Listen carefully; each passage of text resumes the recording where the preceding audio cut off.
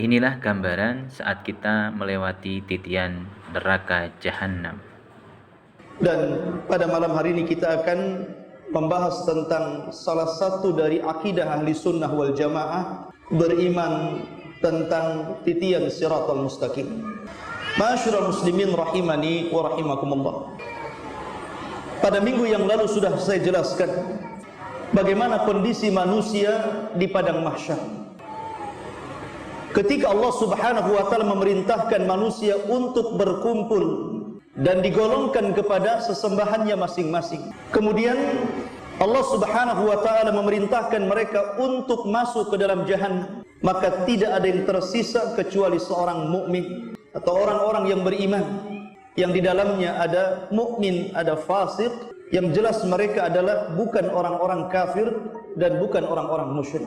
Ma'asyiral muslimin rahimani wa rahimakumullah. Ketika Allah Subhanahu wa taala kemudian mendatangkan jahannam, waji'a yauma idzin bi jahannam, dan pada hari itu Allah datangkan neraka jahannam yang memiliki 70.000 tali kekang, di mana setiap tali kekang dipegang oleh 70.000 malaikat, menunjukkan besarnya jahannam. Bahkan Al-Imam Ahmad meriwayatkan dalam musnadnya dari Mujahid rahimahullahu ta'ala. Ketika itu Mujahid mengatakan, qala li Ibnu Abbasin radhiyallahu anhu, berkata kepadaku sahabat Ibnu Abbas, turjumanul Quran. Maka Ibnu Abbas mengatakan, ya Mujahid, atadri ma si'atu jahannam? Wahai Mujahid, tahukah kamu berapa luasnya neraka jahannam itu? Maka Imam Mujahid mengatakan, qultulah, aku tidak tahu. Maka kemudian Abdullah bin Abbas mengatakan, ajal wallahi ma tadri, tentu kamu tidak tahu men. Inna baina sahmati udhuni ahadihim ila atikihim al-wahid min ahlin nar masiratu sab'ina kharifah. Kata Abdullah bin Abbas radhiyallahu an, dia mengatakan sesungguhnya jarak antara telinga, ini telinga, penduduk neraka jahanam sampai ke bahunya. Jadi jarak antara telinga sampai ke bahunya ini seperti orang melakukan perjalanan sab'ina kharifah, 70 tahun. Anda bisa bayangkan, kalau panjang lehernya saja penduduk neraka itu sejauh perjalanan 70 tahun, menunjukkan bahwa orang-orang di neraka itu besar. Bahkan dikatakan giginya saja seperti gunung Uhud. Itu giginya. Ya. Artinya di sini kalau satu orang saja digambarkan begitu besar, sementara penduduk neraka itu sangat banyak dan lebih banyak dibandingkan penduduk sorga. Maka Abdullah bin Abbas ingin membayangkan bahwa jahanam itu luas, lebar. Karena orang yang masuk di situ saja bukan sekecil-kecil antum, tapi orangnya besar-besar. Kemudian Ibnu Abbas radhiyallahu anhuma mengatakan, tajri fiha baina sakhmati udhunihi ila atikihi audiyatul qihi waddah. Kemudian akan mengalir di antara telinga dan juga bahunya sebuah lembah yang isinya adalah air nanah dan darah.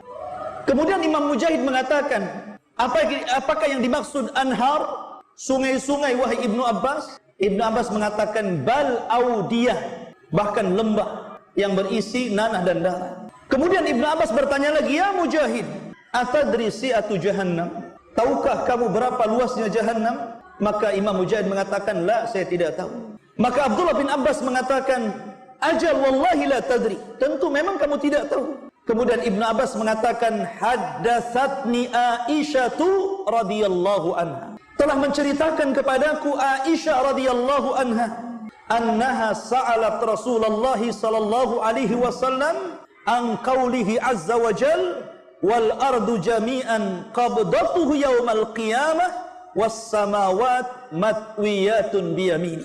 Sesungguhnya Aisyah radhiyallahu anha pernah bertanya kepada Rasul tentang firman Allah Subhanahu wa taala, dan bumi berada di genggaman Allah pada hari kiamat, dan seluruh langit akan digulung dengan tangan Allah Subhanahu wa taala. Maka Aisyah radhiyallahu anha mengatakan, aina yakunun nas idzan ya Rasulullah? Kalau begitu, di mana manusia ketika itu? Ketika bumi berada di genggaman Allah kemudian langit digulung oleh Allah Subhanahu wa taala. Maka Nabi sallallahu alaihi wasallam mengatakan ketika ditanya, "Hum ala jisri jahannam." Maka mereka berada di jembatan neraka jahannam.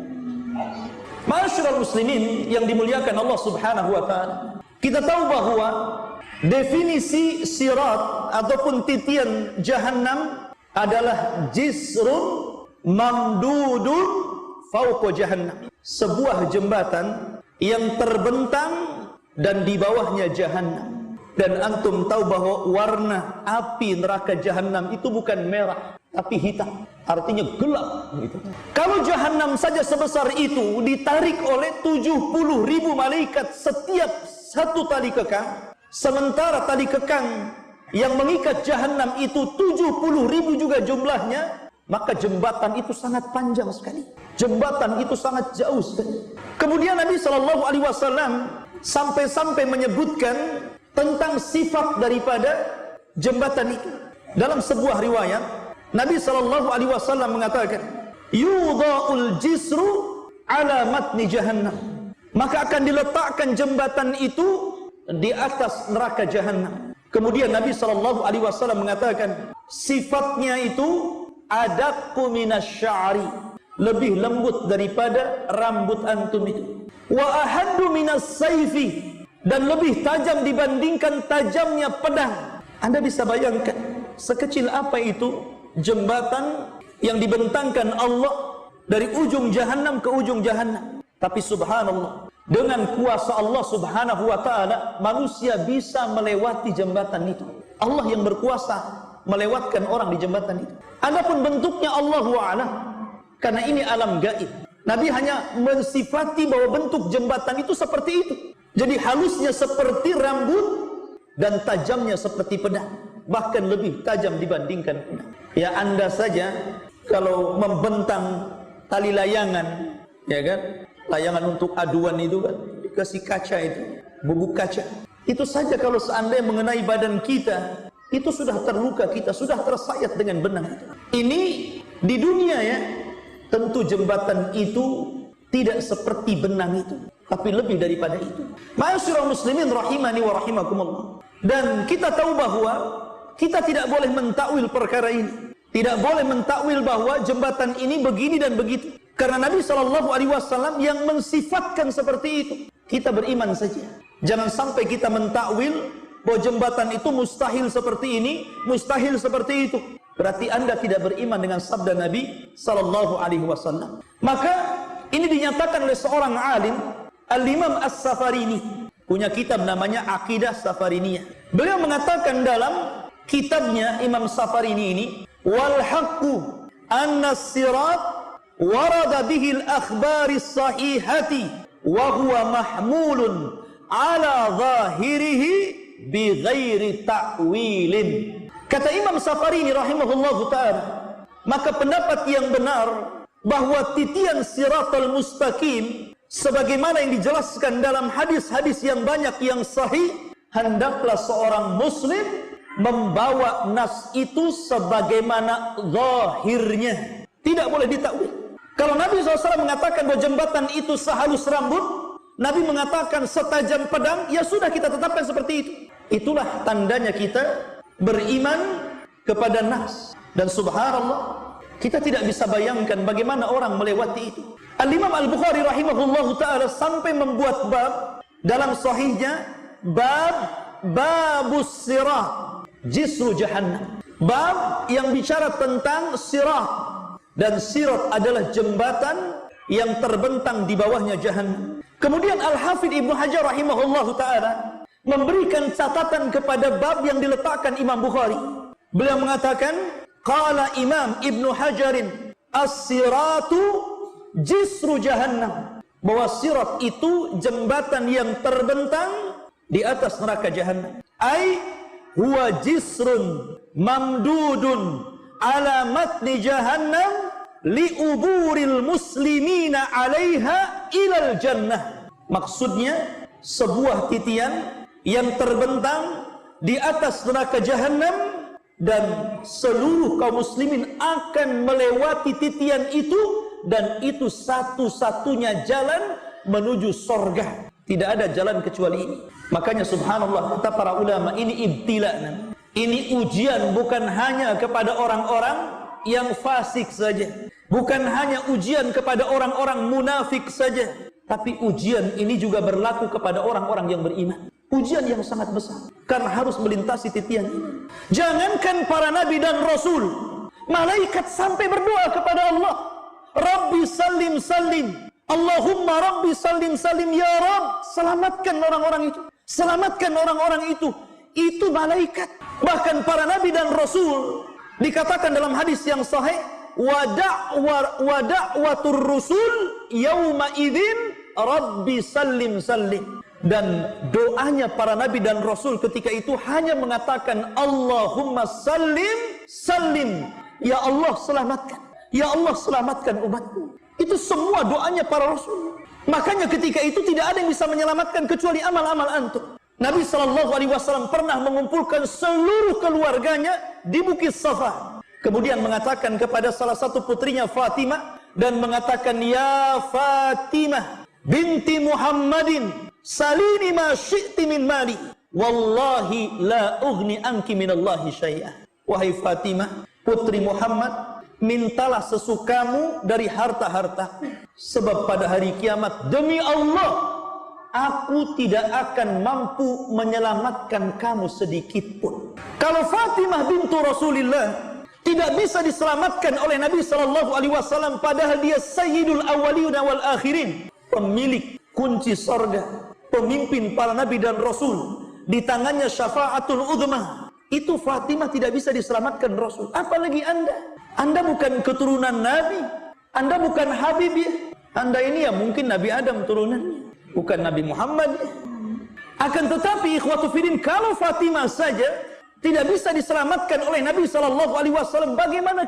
Itulah yang ditangisi Aisyah radhiyallahu anha. Ketika suatu ketika Nabi SAW berada di gilirannya, kemudian Aisyah memandang wajah Rasul yang sudah sepuh dan sudah menua. Tiba-tiba tetesan air matanya mengenai pipi Rasul. Kemudian Nabi SAW bangkit dan duduk dan memandang wajah Aisyah radhiyallahu anha. Ketika itu Rasul mengatakan, ya Aisyah, lima tabki. Wahai Aisyah, kenapa menangis? Walimad dumu.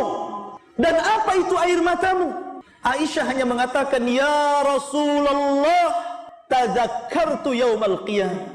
Wahai Rasul, aku teringat hari kiamat. Kemudian Nabi SAW mendengarkan apa yang dikatakan Aisyah. Kata Aisyah radhiyallahu anha, ya Rasulullah, atadhkuru bi ahlika yaumal qiyamah? Wahai Rasul, apakah engkau akan ingat aku pada hari kiamat? Maka Nabi SAW mengatakan, amma fi thalathati mawatin fala yadhkuru ahadun ahad. Wahai Aisyah, adapun di 3 tempat orang tidak ingat siapapun. Kemudian Rasul menyebutkan salah satunya indas sirat, ketika berada di titian siratal mustaqim. Orang tidak akan ingat siapapun. Disitulah Nabi SAW mengatakan, hatta ya'lamal abdu hal yamurra ala sirat au yasquta fi jahannam. Sehingga hamba itu tahu, dan baru tahu dan akan tahu, apakah dia akan berhasil untuk menyeberangi siratal mustaqim, ataukah dia justru terjerembab ke dalam jahannam. Na'udzubillah. Ketika itu orang tidak ingat siapapun, ikhwan. Antum akan sibuk dengan sendiri-sendirinya. Ma'asyiral muslimin yang dimuliakan Allah Subhanahu wa taala. Ketika Allah Subhanahu wa taala mengumpulkan orang awal dan orang akhir, dan betapa banyak manusia yang sudah dikubur sebelum kita, sesudah kita, dan sebelum kita sudah banyak. Bahkan ada kuburan yang ditumpuk-tumpuk. Artinya jumlah mereka banyak sekali.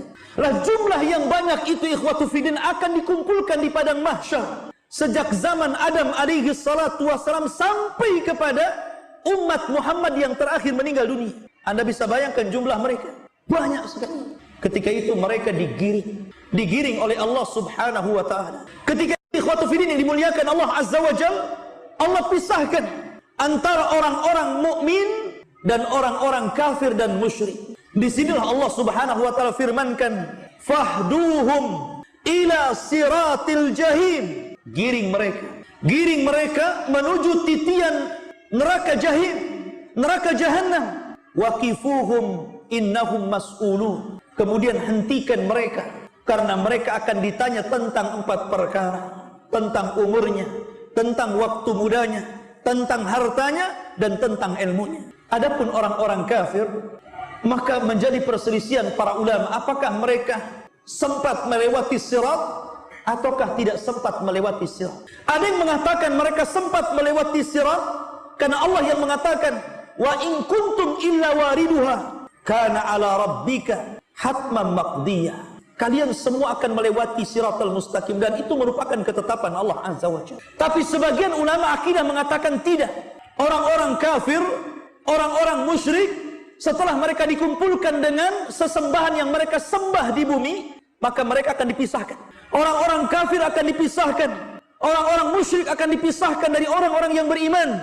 Dan kepala mereka adalah iblis laknatullah alaihi. Kemudian iblis akan berteriak, ya subura, ya subura. Maka orang-orang di belakangnya mengatakan, ya subura katsira. Iblis akan mengatakan, duhai hancurlah aku, duhai hancurlah aku. Maka orang-orang yang mengikuti iblis mengatakan di belakangnya, sungguh kita berdoa dengan kehancuran yang banyak, dengan azab yang banyak. Maka mereka digiring, kemudian mereka dilempar ke dalam jahannam. Disitulah Adam alaihi salatu wassalam sebelum melempar seluruh penduduk neraka ke dalam neraka, Adam dipanggil oleh Allah Azza wa Jalla. Kemudian Allah mengatakan, ya Adam, panggil utusan-utusan neraka. Adam heran ketika itu. Siapa utusan-utusan neraka itu, wahai Rabb? Maka Allah Subhanahu wa taala mengatakan, setiap 1999 masukkan mereka ke dalam neraka. Kemudian 1 masuk surga. Dari sini menunjukkan bahwa penduduk neraka itu banyak. Karena dari 1999 satu yang sama. Ma'asyiral muslimin rahimani wa rahimakumullah, dan mereka dimasukkan semuanya ke dalam jahannam. Na'udzubillah. Maka yang tersisa siapa? Orang-orang yang beriman, orang-orang fasik, dan orang-orang munafik. Ma'asyiral muslimin yang dimuliakan Allah Subhanahu wa taala. Allah Subhanahu wa taala berfirman, "Wa in minkum illa wariduha." Sesungguhnya kalian pasti akan melewati. Kana ala rabbika hatman maqdiyah. Dan itu ketetapan yang pasti bagi Allah Subhanahu wa taala. Summa nunajjil ladzina taqaw wa nadharu adh-dhalimina fiha jithiya. Kemudian kami selamatkan orang-orang yang bertakwa kepada Allah, dan kami tinggalkan orang-orang zalim, mereka dimasukkan dalam kondisi berlutut ke dalam jahannam. Na'udzubillah. Al-Imam At-Tabari menyebutkan dalam tafsirnya tentang ayat ini. Beliau mengatakan dari sahabat Abdullah bin Mas'ud radhiyallahu an, huwal jisru huwas siratu, dia adalah jembatan atau dia adalah titian di mana adaku minasy'arati. Titian itu lebih halus dibandingkan rambut antum. Wa ahaddu minas saifi, dan lebih tajam dibandingkan pedang. Sebagaimana disebutkan dalam riwayat Bukhari dari sahabat Abu Sa'id Al-Khudri radhiyallahu anhu. Begitu juga hadis-hadis yang sahih yang lain mengatakan sama seperti itu. Artinya kecil sekali karena lebih halus dibandingkan rambut, lebih tajam dibandingkan pedang. Bahkan dalam riwayat lebih tajam daripada Musa, daripada pisau yang tajam. Sebagaimana hadis Salman Al-Farisi radhiyallahu anhu. Disebutkan dalam sahih dari Abi Hurairah radhiyallahu an dan Abu Sa'id Al-Khudri radhiyallahu anhuma, Nabi mengatakan, perhatikan di sini, yu'ta bil jisri, akan dibentangkan di atas neraka jahannam itu 1 titian, fayuj'alu baina dhahrai jahannam, kemudian akan dibentangkan di atas persis di bawahnya jahannam. Qulna ya Rasulullah, kami berkata wahai Rasulullah, wamal jisru, apa itu titian itu? Maka Nabi SAW mengatakan, madhadatun mazillatun, titian itu sangat licin. Kalau anda berjalan tanpa alas kaki, kemudian berjalan di keramik, kemudian antum siram dengan sabun, kemudian antum berjalan agak cepat, kita saja bisa terpeleset itu. Padahal itu lebar tempat. Bagaimana kalau ini berupa titian siratal mustaqim, yang kata Nabi SAW licin dan menggelincirkan. Alaihi khatatif wal kalalib, dan di dalam titian itu ada besi-besi pengait. kemudian kawat-kawat yang berduri. Dalam sebuah riwayat, kalalib itu akan terus mengayun, kemudian akan menerjang setiap orang yang lewat dalam titian.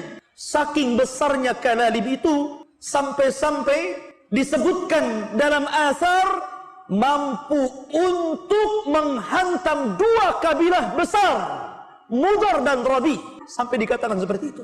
Jadi kalalib itu yang sangat besar itu, yang berduri, itu mampu sekali hantam, bisa mengenai dua kabilah Arab besar, kabilah Mudar dan kabilah Rabi. Bisa bayangkan dua kabilah itu banyak, besar. Sekali hantam, itu sudah orang berjatuhan. Kemudian wasakatun mafaltahatun laha syaukatun uqaifah takunu bin najlin yuqalu laha sa'dan. Dan memiliki duri yang bengkok-bengkok ujungnya, memiliki duri yang bengkok-bengkok ujungnya, dan duri itu seperti satu pohon yang ada di daratan Najd yang disebut dengan Sa'dan. Anda bisa bayangkan, setiap orang yang tersentuh atau terkena ayunan kalalib itu bukan hanya terjatuh, tapi juga hancur. Kalau seandainya orang itu jatuh dari titian Siratal Mustaqim, itu tidak langsung ke jahanam, tapi antum akan melayang-layang di dalam antara Siratal Mustaqim dengan Jahannam itu 70 tahun baru sampai di dasar Jahannam, kata Rasul. 70 tahun. Sampai-sampai Nabi SAW mengumpamakan seperti batu yang besarnya sebesar unta, kemudian dilempar dari titian, dan itu sampai ke dasar Jahannam selama 70 tahun baru sampai. Bagaimana kita? Batu tentu lebih berat. Nabi mempermasalahkan seperti itu. Ma'asyiral muslimin yang dimuliakan Allah Subhanahu wa taala. Bahkan dalam riwayat yang lain, fatatala'abu bihim fayatasaqatuna finnar. Bahkan jembatan itu tidak diam. Jembatan itu bukan diam. Kalau antum lewat jembatan pakai motor dan jembatan diam, enak tuh. Jembatan ini tatala'ab. Tatala'ab itu digoyang-goyang. Kalau antum lewat jembatan, kemudian jembatannya goyang-goyang, antum jatuh. Jadi jembatan Siratal Mustaqim itu tatala'am, memain-mainkan orang yang lewat, menggoyang-goyangkan orang yang lewat. Fayatasaqatuna finnar. Ketika itu orang banyak berjatuhan. Kemana? Ke dalam jahannam. Subhanallah, ikhwatu fiddin yang dimuliakan Allah Subhanahu wa taala. Maka di sini ikhwatu fiddin yang dimuliakan Allah Subhanahu wa taala, ada beberapa riwayat bagaimana orang-orang yang melewati Siratal Mustaqim ini. Bagaimana kondisi mereka? Siapakah orang-orang yang selamat?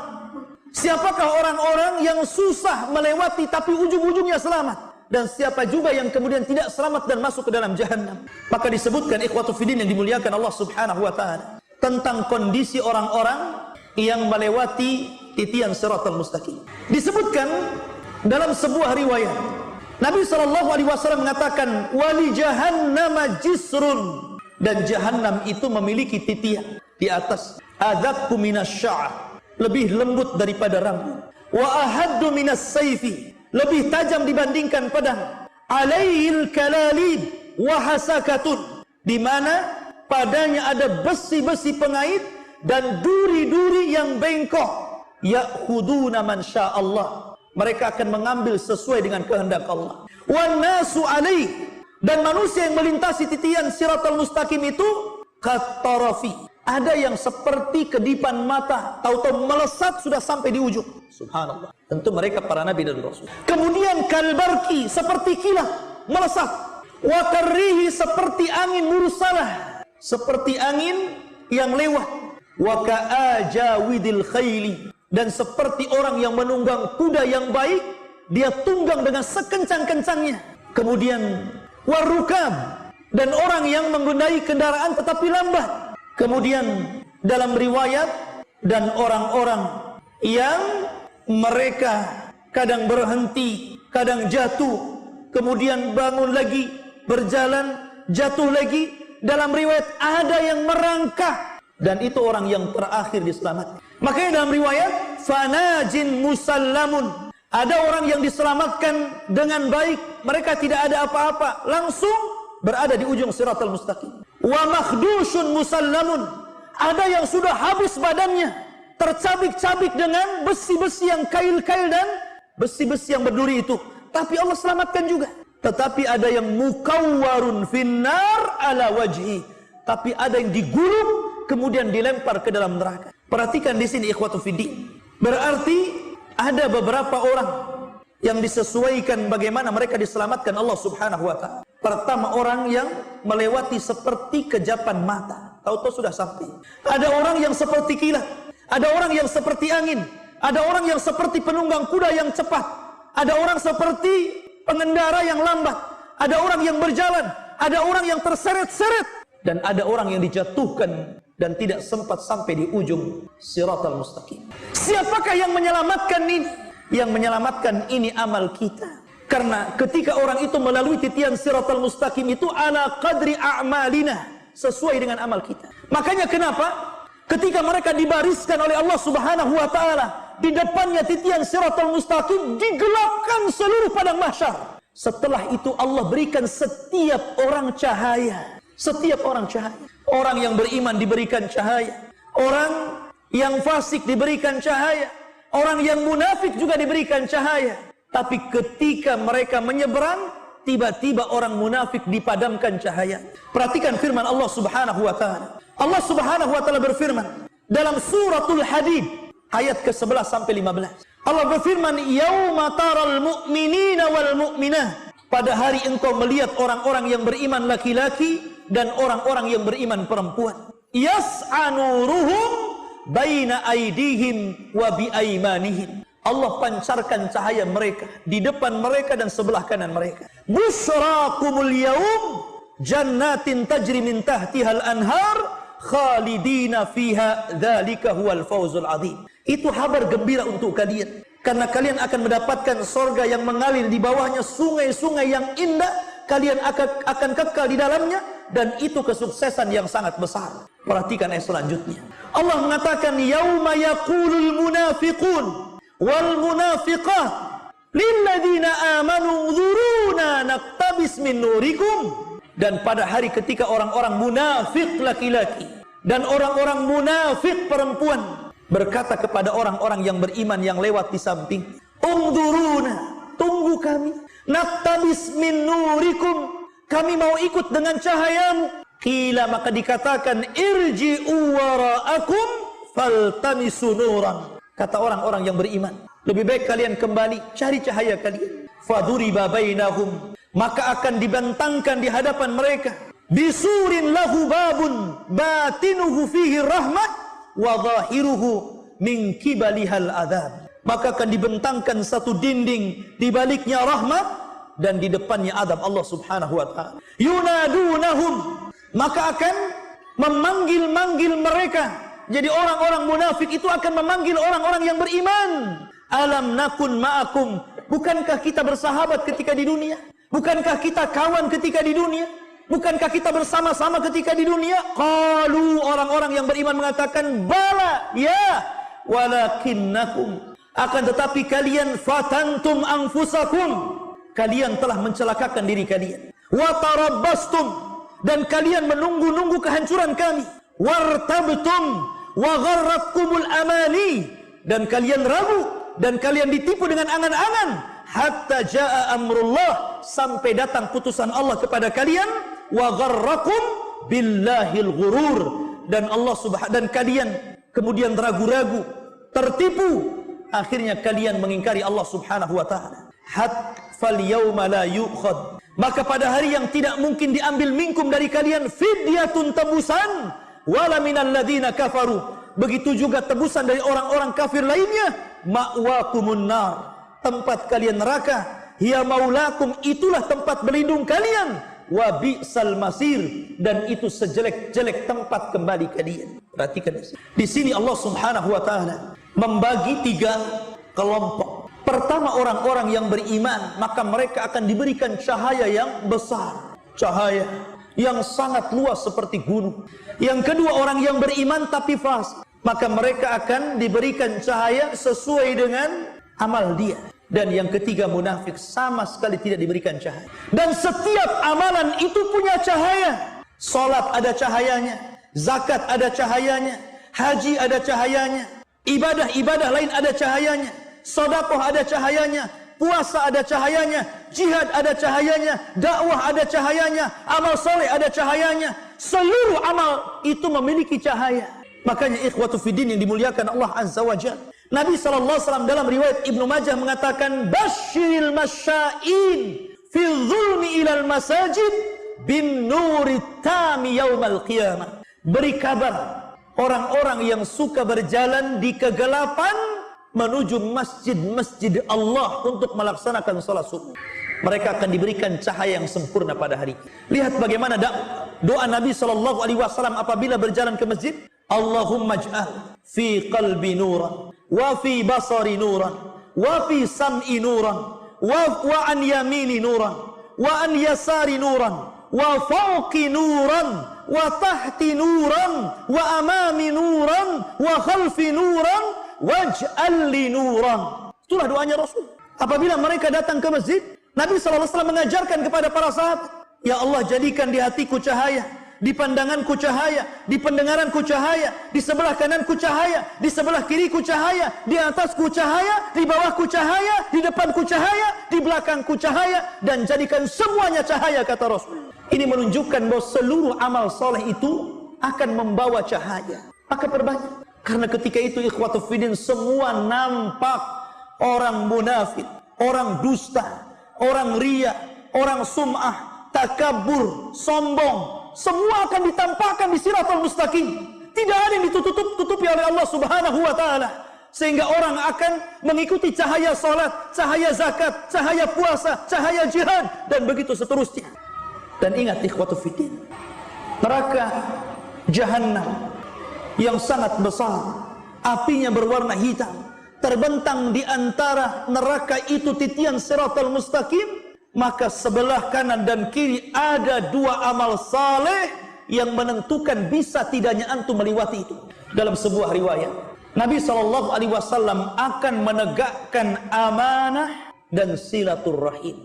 Maka orang-orang yang senantiasa menyambung silaturrahim dipastikan dia bisa melewati titian siratal mustaqim. Dan orang-orang yang menjaga amanah dipastikan dia akan mampu melewati siratal mustaqim. Tapi orang-orang yang memutus silaturrahim, dan yang paling besar dari memutus silaturrahim adalah uququl walidain. Anda durhaka dengan orang tua, itu paling besar orang memutus silaturrahim. Maka anak-anak yang durhaka kepada orang tua dipastikan tidak akan mampu melewati siratal mustaqim. Kemudian setelah itu para kerabat, ataupun orang-orang yang idha'atul amanah, melalaikan amanah. Sampai kepada amanah orang menitipkan ucapan.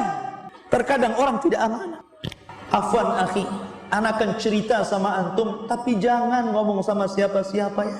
Iya, katanya. Ternyata apa? Ngomong sama kawannya.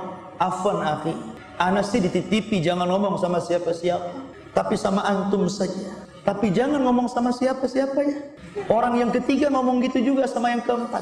Jangan cerita sama siapa-siapa ya. Akhirnya satu kampung tahu semua. Semua ngomong jangan cerita sama siapa-siapa. Coba, di zaman sekarang sampai amanah nitip omongan saja orang tidak bisa jaga. Itu yang paling kecil, yang paling mudah. Apalagi amanah yang lainnya. Amanah penglihatan. Allah takdirkan mungkin antum melihat saudara antum ada aib. Harusnya antum tutup. Man satara musliman satarahullahu yaumal qiyamah. Barang siapa yang menutup aib seorang muslim, Allah akan tutup aib antum pada hari kiamat. Tapi betapa banyak orang yang tidak amanah dengan mata. Dia cerita sama kawannya, Masya Allah, anak tadi tidak sadar melihat si anu begini-begini. Diomongkan sama kawannya. Akhirnya orang ini juga ngomong, tadi si anu melihat si anu begini. Ini amanah yang sering terjadi di masyarakat. Gimana amanah yang lebih besar daripada itu? Kalau amanah kecil saja kita tidak bisa amanah.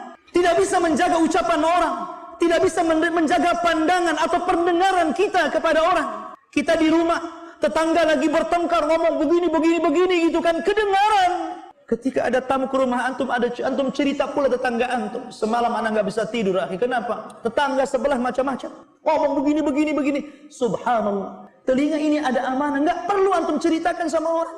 Ini amanah badan saja kita tidak bisa menjaganya.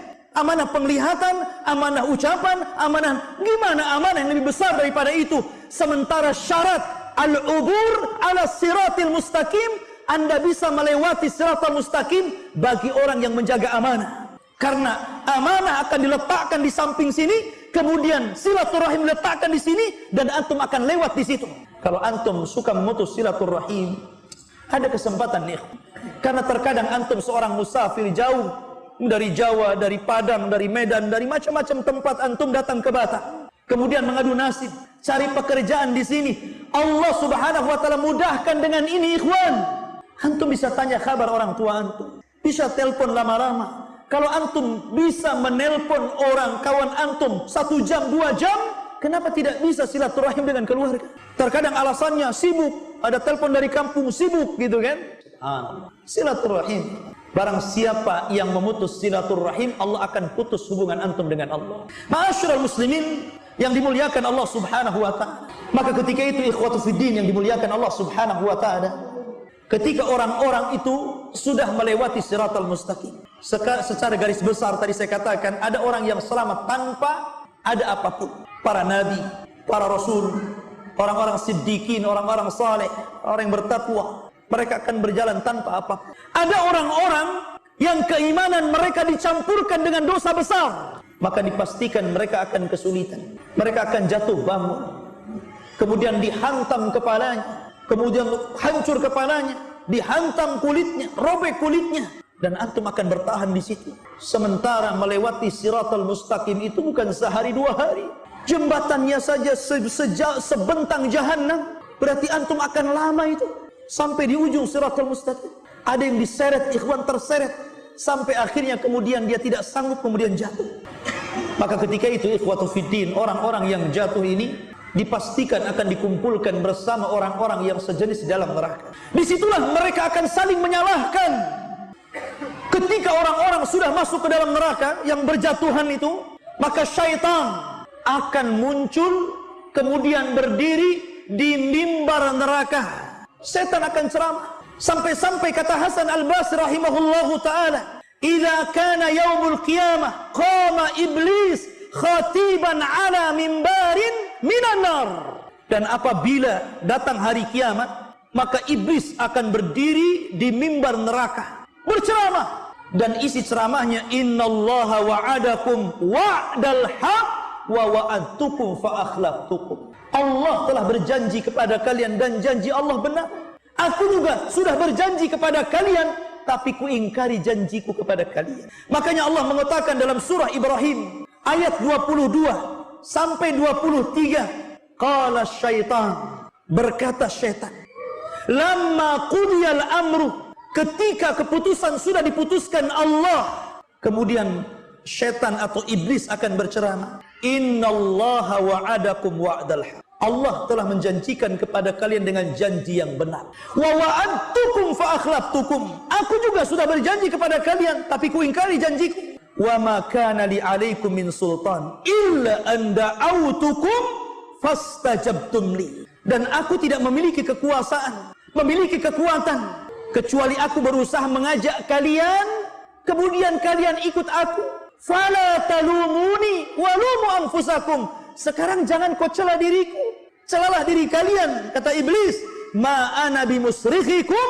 wa ma antum bimusrikhi. Aku tidak mungkin bisa menolong kalian, sebagaimana kalian tidak mungkin juga menolong aku. Maka iblis mengatakan, inni kafartu bima asyraktumuni min qablu inna zalimina lahum adabun alim. Sesungguhnya saya mengingkari apa yang telah kalian sekutukan kepadaku sebelumnya, karena orang-orang zalim dipastikan mendapatkan adab yang pedih. Lihat ya, semua akan mengingkari. Orang-orang yang menganggap bahwa ini sesembahan yang hak akan mengingkari sesembahan itu. Semua akan mengingkari dan saling menyalahkan. Ma'asyiral muslimin rahimani wa rahimakumullah, itu nasib orang yang masuk ke dalam jahannam. Karena orang-orang yang masuk ke dalam jahannam, ikhwatu fiddin, digiring oleh Allah Subhanahu wa taala, itu bukan hanya sekedar digiring, tetapi juga diikat oleh rantai, sebagaimana firman Allah Azza wa Jalla. Diikat oleh rantai, diikat lehernya, diikat kakinya, diikat tangannya, kemudian dipaksa dan digiring, sampai akhirnya mereka dimasukkan ke dalam jahannam. Dihinakan mereka itu. Bukan mudah, dihinakan. Tidak ada yang dimuliakan sama sekali. Ketika mereka masuk ke dalam neraka, subhanallah, pembahasannya sangat panjang tentang pedihnya azab neraka. Tapi yang jelas bahwa kita akan bercerita kembali soal titian Siratal Mustaqim. Ketika orang-orang yang Allah selamatkan sampai orang yang terakhir, disebutkan siapa orang yang terakhir yang diselamatkan Allah Subhanahu wa taala. Dari Abdullah bin Mas'ud radhiyallahu anhu. Hadis ini dikeluarkan Imam Muslim. Ini orang yang terakhir dan jangan jadi orang yang terakhir. Kata Nabi sallallahu alaihi wasallam, "Akhiru man yadkhulul jannah." Orang yang terakhir masuk surga. Rajulun yamshi 'ala sirah. Seorang laki-laki yang berjalan di atas titian Siratal Mustaqim. Fahuwa yamshi marratan wa yatbu marratan wa tasfa'uhu nara marratan fa idza jawazaha iltafat ilaiha. Orang yang terakhir kata Rasul, orang yang berjalan sekali-kali, kemudian tersungkur sekali-kali, kemudian tersambar neraka sekali-kali. Dan apabila mereka sudah melewati, maka dia akan melihat ke belakang bagaimana ngerinya neraka. Dan dia pun mengatakan, Tabarakalladzi najjani mink. Tabarakalladzi najjani mink. Dia mengatakan saking bahagianya, dia mengatakan, sungguh maha suci zat yang telah menyelamatkan aku darimu wahai neraka. Laqad a'tanillahu syai'an ma a'tahu ahadan minal awwalina wal akhirin. Demi Allah, sungguh Allah telah memberikan kepadaku sesuatu yang tidak Allah berikan kepada siapapun, mulai dari orang yang awal sampai orang yang akhir. Saking bersyukurnya, sampai dia mengatakan seperti itu, seolah-olah dia yang pertama selamat, padahal dia yang terakhir. Adapun orang yang pertama, orang-orang yang selamat, maka disebutkan dalam hadis Thauban Maula Nabi sallallahu alaihi wasallam qala, inna hadran min ahbaril yahud sa'ala Nabi sallallahu alaihi wasallam iddatal as'ilah.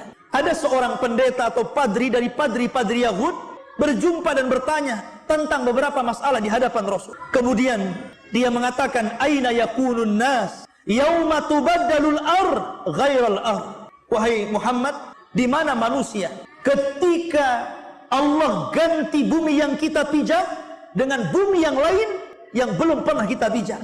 Maka Nabi SAW mengatakan, hum fi dzulmati dunal jisad. Maka mereka berada di kegelapan sebelum mereka berada di titian. Qala faman awwalun nas ijazatan. Maka siapakah wahai Rasul yang pertama kali melintasi jembatan Siratal Mustaqim? Maka Nabi SAW mengatakan, hum fuqara'ul muhajirin. Mereka lah orang-orang fakir dari orang-orang yang hijrah awal-awal bersama Rasul dari Mekah ke Madinah. Orang-orang muhajir Allah muliakan. Makanya Allah mengatakan, as-sabiqunal awwalun minal muhajirin wal ansar walladzina tabauhum bi ihsan radhiyallahu anhum wa radu'an wa adda lahum jannatin tajri ila akhiril ayat. Dan orang-orang yang awal dari kalangan para sahabat Rasul minal muhajirin wal ansar, dan orang-orang yang mengikuti mereka dengan baik, Allah ridha kepada mereka dan mereka ridha kepada Allah Subhanahu wa taala. Inilah orang yang pertama melewati Siratal Mustaqim, para fuqara, orang-orang yang fakir dari kalangan orang-orang muhajirin, Bilal bin Rabah, Khabbab bin Arad, dan banyak lagi sahabat yang fakir yang kemudian hijrah bersama Rasul ke Madinah. Kemudian disusul yang lainnya, disusul yang lain. Ma'asyiral muslimin yang dimuliakan Allah Subhanahu wa taala. Ketika orang-orang itu sudah selamat, para nabi dan rasul selamat, orang-orang yang beriman selamat, tapi ada orang-orang yang sudah Allah takdirkan berada di ujung Siratal Mustaqim, di depannya pintu-pintu surga yang disebut dalam ilmu akidah sebagai qantarah. Qantarah itu jembatan akhir Siratal Mustaqim. Tiba-tiba ada satu kelompok, mereka tiba-tiba dihadang di qantarah. Oleh siapa? Oleh mazalim, oleh perbuatan-perbuatan dolimnya di dunia. Tiba-tiba dia dihadang dengan pembunuhan dia di dunia. Tiba-tiba dia dihadang dengan pencurian dia di dunia. Tiba-tiba dia dihadang dengan penggibahan dia di dunia. Tiba-tiba dia dihadang dengan orang dan mengatakan, hei, dulu engkau yang membunuh aku, yang mengambil hartaku, yang mencaci maki kehormatanku, yang menggibah diriku, yang menyakiti aku, yang merampas hakku, dan begitu seterusnya. Akhirnya dia terhenti dan tidak bisa melanjutkan perjalanan, padahal sebentar lagi akan sampai. Ya kan? Disinilah sabda Rasul, atadruna mal muflisu hadil ummah. Tahu antum siapa orang yang bangkrut di antara umat ini, kata Rasul? Sahabat polos. Dan mengatakan orang yang bangkrut Rasul, orang yang enggak punya dirham, orang yang enggak punya dinar, orang yang gulung tikar, orang yang bangkrut pekerjaannya, itulah orang bangkrut. Kata Rasul, bukan itu hakikat orang bangkrut. Tapi hakikat orang bangkrut adalah orang yang membawa pahala salat, pahala zakat, pahala puasa, pahala sedekah, pahala haji, dan pahala-pahala yang lainnya. Tetapi di satu waktu dia pernah membunuh fulan, pernah memukul fulan, pernah mengambil harta fulan, pernah menghina fulan, pernah mengganggu fulan, pernah mengambil hak fulan. Ketika itu terjadi barter pahala dan dosa, ikhwan. Mana pahala kamu? Nih dosaku. Mana pahala kamu? Nih dosaku. Mana pahala kamu? Nih dosaku. Sampai ketika pahalanya habis diambil orang, sementara dia menanggung dosa orang lain, maka dia sudah tidak ada lagi modal untuk meneruskan perjalanan. Ketika ini Allah subhanahu wa ta'ala merintahkan malaikat untuk mengambil dan melempar kembali ke dalam jahannam. Subhanallah. Hati-hati. Ada dosa yang sangat ditakutkan Rasul. Dosa itu berkaitan dengan dosa anak Adam. Karena dosa itu walaupun antum sudah mengeluarkan air mata darah, meminta ampun kepada Allah, kalau orang yang antum dolimi tidak reda, tetap saja perhitungan itu bukan hanya di dunia, tapi perhitungan itu yang sesungguhnya di akhirat. Sampai pun ada seorang ulama mengatakan, ya, kalau seandainya orang yang antum gibahi itu kemudian mau memaafkan dengan syarat dia meminta uang yang sangat besar, tebusan yang sangat besar, kasihkan tebusan itu. Karena pada hari itu Allah mengatakan, yauma la yanfa'u malun wala banun illa man atallaha biqalbin salim. Hari itu tidak ada manfaat lagi harta antum yang banyak di dunia ini, anak antum yang sukses di dunia ini, karena yang selamat hanyalah orang yang datang kepada Allah membawa hati yang selamat. Abu Lahab ketika turun, sayasla naram dzata lahab, Abu Lahab akan dimasukkan ke dalam api yang berkobar-kobar. Mendengar ayat ini dibacakan orang-orang, kemudian Abu Lahab marah dan berpidato di hadapan orang Quraisy dan mengatakan, kalau memang yang dikatakan Muhammad itu benar, bahwa saya akan dimasukkan ke dalam neraka, saya punya harta banyak, kata Abu Lahab. Saya akan tebus neraka dengan hartaku. Anakku sudah sukses, saya akan tebus dengan anak-anakku. Maka Allah katakan, ma aghna anhu maluhu wa ma kasab. Tidak ada lagi manfaat harta dan anak-anak wahai Abu Lahab. Tidak akan ada. Nggak ada yang bisa. Karena ketika itu Allah subhanahu wa ta'ala saja, ketika kiamat dibangkitkan kemudian tidak ada manusia yang hidup, Allah sudah mengatakan, anal malik aina mulukud dunia. Saya raja kalian, di mana raja-raja dunia yang congkak itu? Tidak ada lagi. Maliki yaumiddin. Dialah raja di hari kebangkitan. Orang itu dibangkitkan tidak bawa harta. Makanya Rasul mengatakan, khufatan, uratan, ghurlan. Orang itu pada hari kiamat telanjang, tidak dikhitan, tidak beralas kaki. Artinya tidak bawa secuil harta yang antum miliki di dunia. Semua sama, semua miskin. Yang kaya hanya Allah subhanahu wa ta'ala. Lalu apa yang dibanggakan? Makanya kalau kita melihat begitu ngerinya titian siratal mustaqim, sampai para sahabat itu ngeri, menangis mereka. Sampai Uwais Al-Qarani, seorang kibarut tabi'in, walaupun dia hidup di zaman Rasul tapi tidak berjumpa dengan Rasul, maka disebut kibarut tabi'in. Ada yang mengatakan muhadram, apabila dia melewati pandai besi. Kita tahu bahwa pandai besi itu kalau sedang membuat senjata, maka akan ditiup-tiupkan itu apinya dan akan terdengar uapnya, suara tiupan itu. Maka Uwais Al-Qarani terkadang terdiam, kemudian menangis, kemudian pingsan. karena terkenang akan sebuah hari yang lebih dahsyat daripada itu. Makanya Nabi SAW ketika mensifati api yang ada di neraka, kalaulah api yang ada di dunia ini untuk mengazab penduduk neraka itu sudah cukup. Api di dunia ini untuk mengazab penduduk neraka sudah cukup, karena api di dunia bisa menghancurkan apapun yang dilahapnya. Tapi Allah Subhanahu wa taala ingin melipat gandakan panasnya, sehingga Allah lipat gandakan api di dunia ini menjadi 70 kali lipat panasnya. Karena api di dunia ini satu bagian dari 70 bagian panasnya api neraka. Kalau satu bagian saja sudah menghancurkan dunia, kalau seandainya membakar seluruhnya, Anda bisa bayangkan kalau ada rumah kebakaran, kalau ada sumur gas yang mengeluarkan api, Anda bisa bayangkan api-api itu. Makanya kenapa kemudian Allah Subhanahu wa taala mengingatkan tentang api? Afara'aitumun nar allati turun. Tidakkah engkau melihat api yang kau nyalakan itu? Dan ibu-ibu itu paling banyak melihat api karena di dapur. Kalau bapak-bapak yang merokok hari-hari tengok api, ya kan? Afara'aitumun nar allati turun.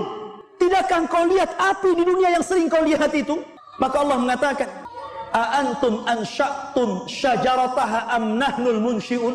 Apakah kalian yang menyalakannya atau kami yang menyalakannya? Nahnu ja'alnaha tadhkiratan. Kami jadikan api dunia ini sebagai tadhkirah, sebagai pengingat akan api yang lebih besar dibandingkan api ini. Harusnya itu.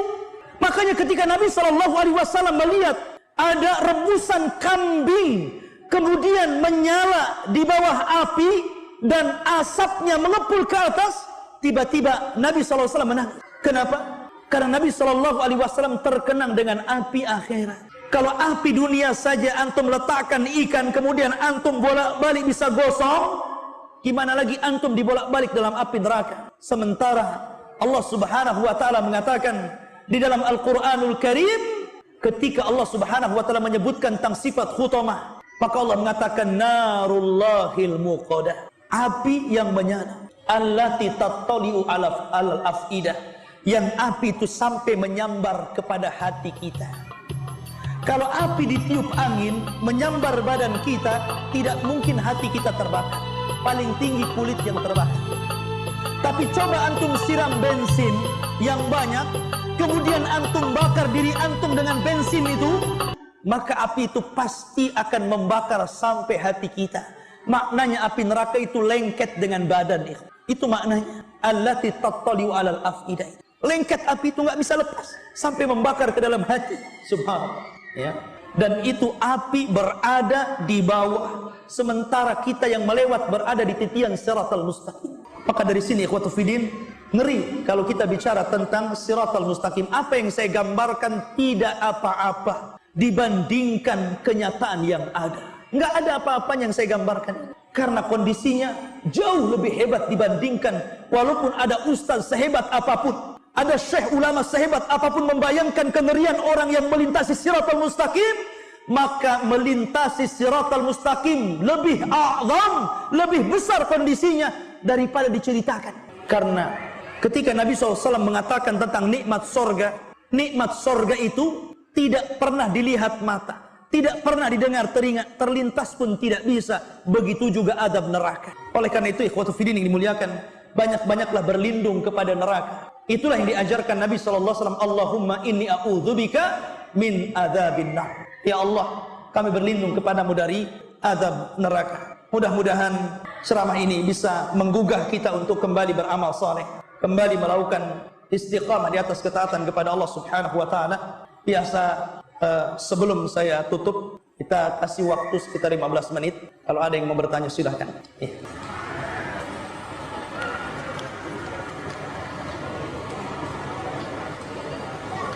Bismillahirrahmanirrahim. Apakah orang yang berat timbangannya di mizan tapi bisa terpeleset di sirat? Berat timbangannya berat apanya? Ya. Berat baiknya atau berat buruk? Atau berat badannya? Ya.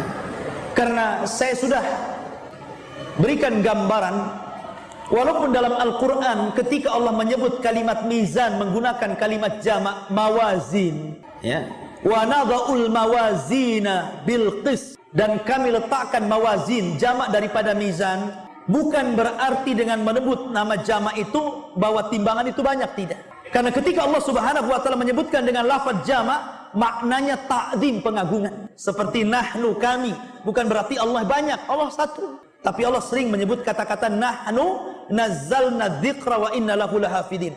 Kamilah yang menurunkan Quran, kami juga yang menjaganya. Kata kami bukan berarti Allah banyak, Allah satu. Tapi kata kami jamak itu menunjukkan ta'zim, sebuah pengagungan.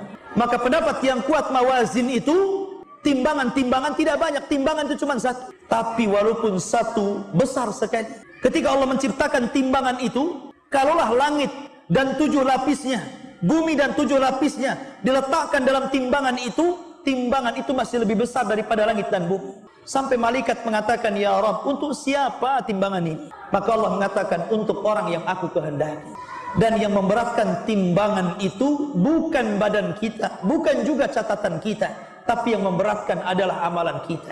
Walaupun yang ditimbang memang 3, badan kita, amal kita, catatan kita, tetapi yang memberatkan timbangan adalah amal kita, ya. Apakah orang-orang yang kemudian dalam timbangan itu dia berat kesalahannya, dia tidak akan selamat? Wallahu a'lam. Yang jelas bahwa orang-orang yang diselamatkan Allah adalah orang-orang yang tidak atau menghindari dosa-dosa besar, walaupun dia terjerumus dalam dosa kecil. Dan dosa besar ini terbagi-bagi. Ada yang merangkak kemudian diselamatkan, ada yang merangkak kemudian dijatuhkan. Apakah orang yang berat timbangannya kemudian akan tergelincir di siratal mustaqim? Allahu a'lam. Kita tidak tahu. Yang jelas bahwa kalau memang amalannya tidak banyak, ya dipastikan dia tidak akan selamat, ya. Karena amalan itu 3, ya. Ada yang amalan baiknya lebih berat daripada amalan buruknya, maka direct masuk surga. Ada yang 50-50, maka Allah maafkan. Ada yang lebih berat timbangan buruknya, maka masuk neraka. Itu saja kaidahnya, ya. Makanya kemudian perbanyak amal saleh, wallahu a'lam. Baik, assalamualaikum warahmatullahi wabarakatuh. Apakah teman yang saleh sewaktu di dunia akan berguna syafaatnya ketika melewati siratal mustaqim? Jazakallah khair. Tidak. Tidak ada yang bisa menolong orang lewat di siratal mustaqim, ya.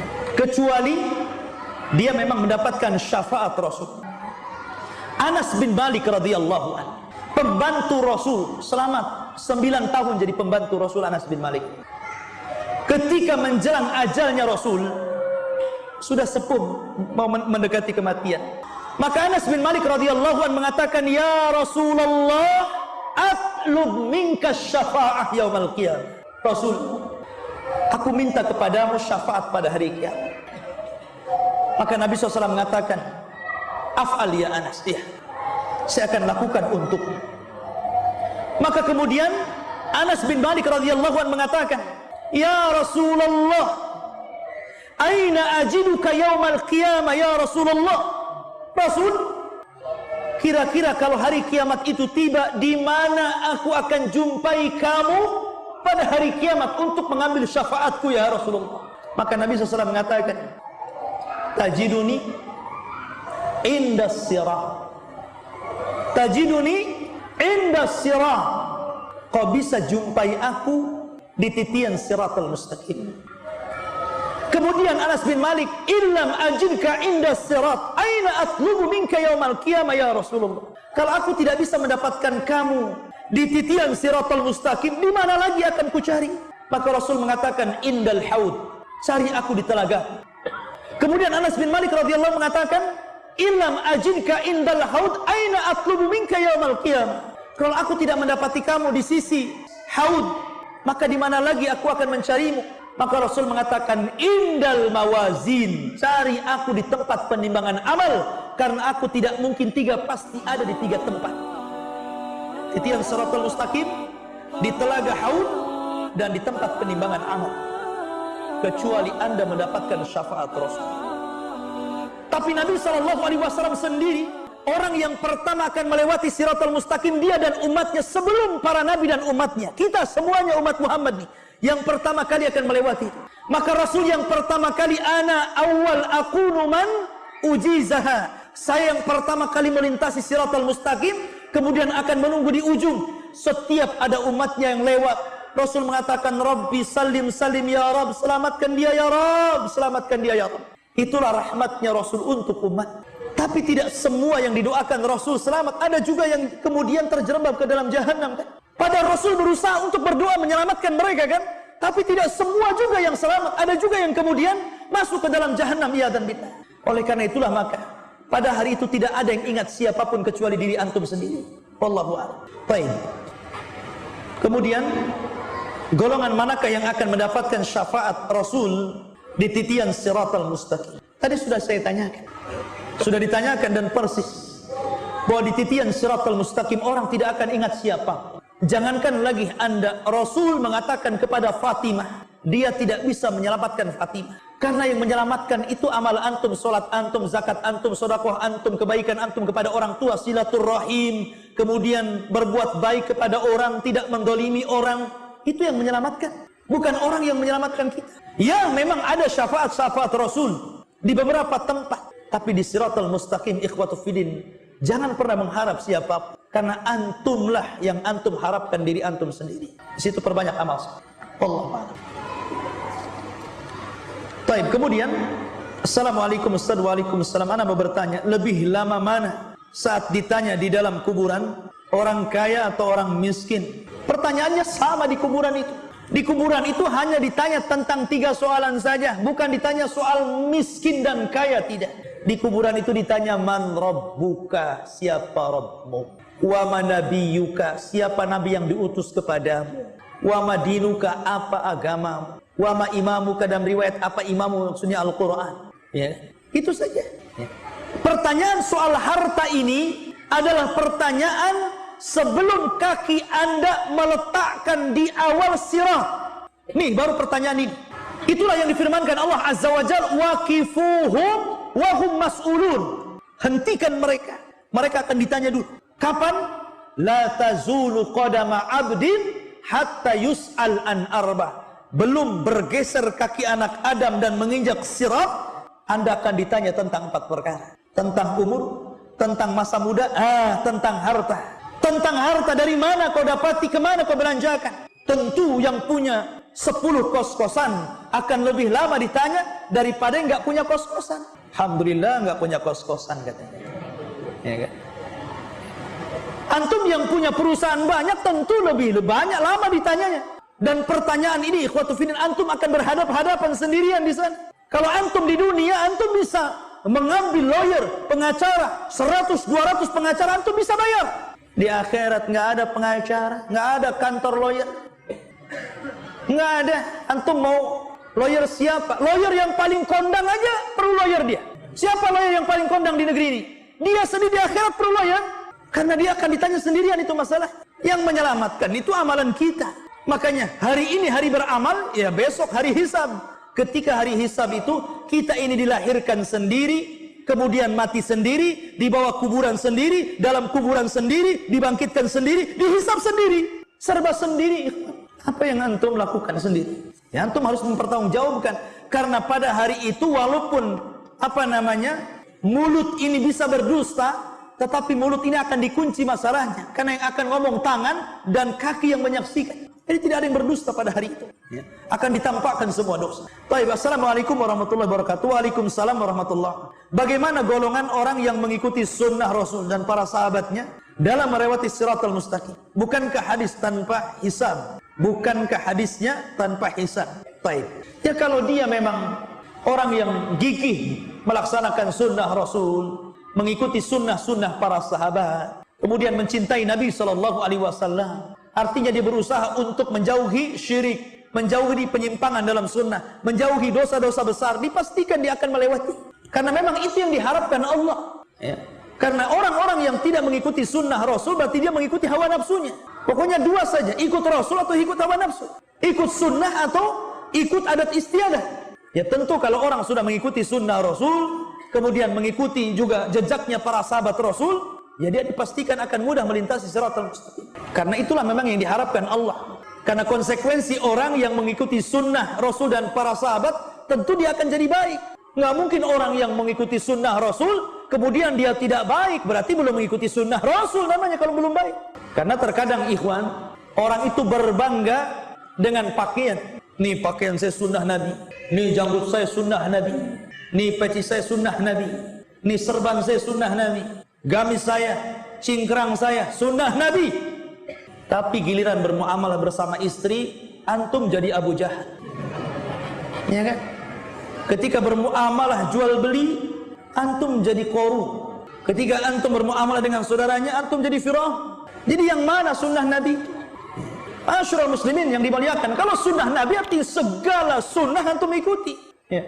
Dan konsekuensinya harus baik orang yang melakukan sunnah Nabi, rajin ke masjid, rajin ngaji, rajin puasa sunnah, rajin sholat malam, menjaga waktu sholat 5 waktu, menjaga macam-macam.